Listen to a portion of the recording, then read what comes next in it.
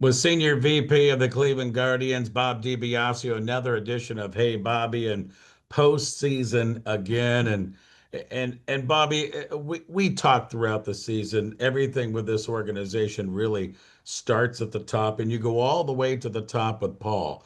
And I know Paul was down in the clubhouse the other night. Very rarely goes down there, but you could hear his enthusiasm, his excitement of how this team and the player development has come together. And you know Paul very well. You communicate with him all the time. Talk about the Dolan family and how they're bringing all this in with this unbelievable year that they put together. Yeah, it's pretty remarkable, obviously, how this improbable season has come about. And last weekend, you get a walk-off hit by pitch to clinch a postseason berth. Then you get a walk-off blast off a foul pole to get a division title. Our sixth in the last 10 years, our seventh postseason appearance in the last 10 years. Under the Dolan ownership, this is season 26. We've been in the postseason 10 times. We've won eight divisional titles. It's all about player development. It's all about stability and continuity with Paul and the culture that he builds in this organization. Just so happy for them as we just continue to grow with another whole new set. I mean, if you look at um, the roster buildup, so many homegrown guys, new guys, that's one of the things Stephen Vogt, I think, is so very good at in terms of creating a remarkable team chemistry that when you are a young player and get called up, you're thrust into the lineup. You don't go sit off to the side of the dugout for 3, 4 games and say, okay, let's just get used to the environment. Nope, you're in. If you're on this roster, you play. And I think that's part of our philosophy because we really believe in our player development system. And Chris Antonetti, Mike Chernoff, these are two guys. You talk about consistency at the top of the ladder. We've seen Chris come from assistant GM to GM to president. Mike Chernoff has certainly come up the ranks. These are just two of the guys, but there's a whole slew of them that are in charge of scouting the Slade Chaconies and see what we can bring in and maybe adjust there. These things that are done on a day-to-day basis, and we don't hit on every one of them, but our percentage is pretty high of what these guys know what they're doing at the top. Without question, yeah, nobody hits on all of them, that's for sure. That's um, one of the crazy things about baseball and the analytics and the scouting and the teaching, using every resource possible to try to make these young men the best they possibly can be. Nobody outspends us in that area of player development and providing resources. Have you seen our complex out in Goodyear and what our new clubhouse renovations have done to provide again our players with everything that they absolutely need to be the best they can be. We truly believe in our player development system. Obviously, we know these guys better than we do other players outside our organization. We know their work ethic. We know their strengths and weaknesses. We know um, what makes them tick. We know if they're a good teammate, if they're a good, solid human being, because that's important to us. That's one thing Chris Antonetti has talked about, having a team of players that people can be proud of. Bob DiBiasio with us with Hey Bobby, and you talk about homegrown products, and I think a guy is going to be in the Hall of Fame one year for sure.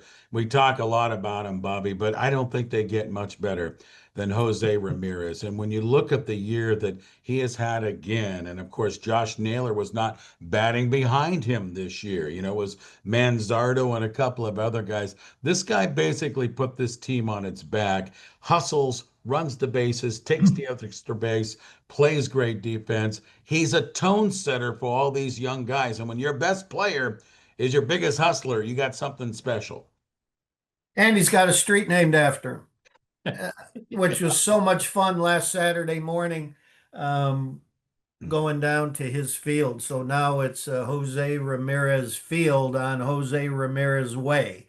The only active Cleveland athlete to have a street named after them. There's only two in our franchise history, and obviously we've been involved in the American League since 1901, and there's only two players that have street names after them in the city of Cleveland. It's the legend Larry Doby and also Jose Ramirez. So um, that tells you right there what his impact on the city has been both on and off the field.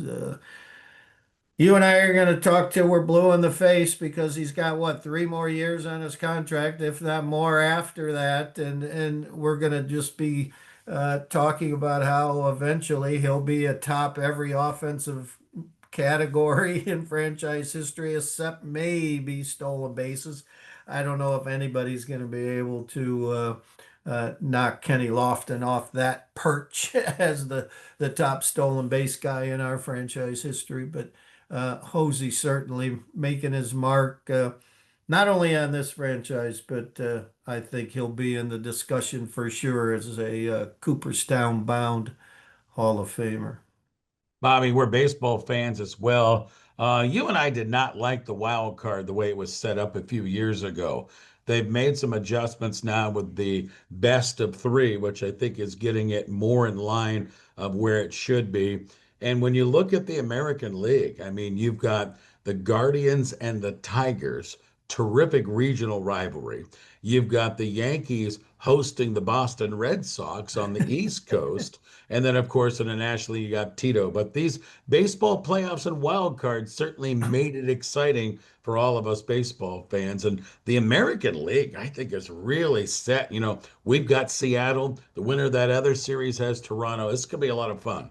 Oh, it's going to be terrific. I just this whole last week, week and a half of baseball for those of us, the last month of September was just playoff baseball for so many different teams.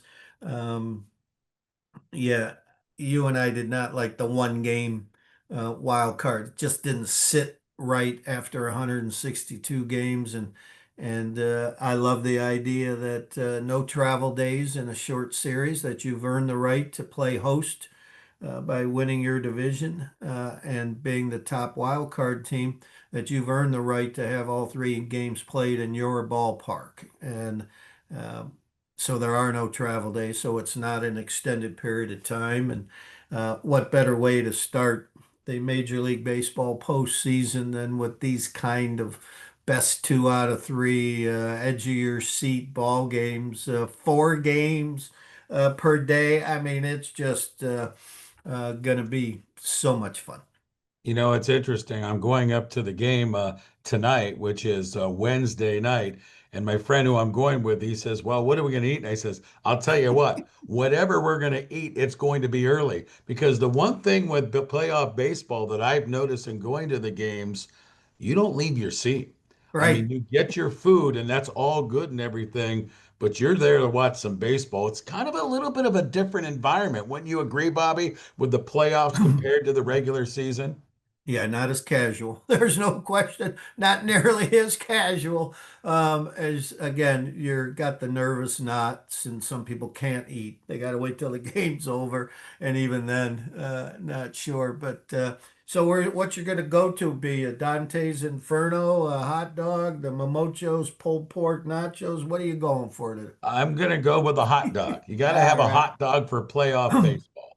Well, there's a charred hot dog stand over by Fatheads Brewery near the team shop, the old team shop, and Yeah. um, there's also one down the right field line. So give that a thought if you like the charred hot dog instead of And just I know you like the Rally Burger. When I saw you last week, yeah. my friend Chris, he said, "What should I get to eat?" And I said, "Well, Bobby swears by the Rally Burger." And he had the Rally Burger, and you did not disappoint him. Nah, it's a good one as well. Yeah, food. Yeah, we've talked about it. Food is so much an element of the baseball experience, more so than any other sport.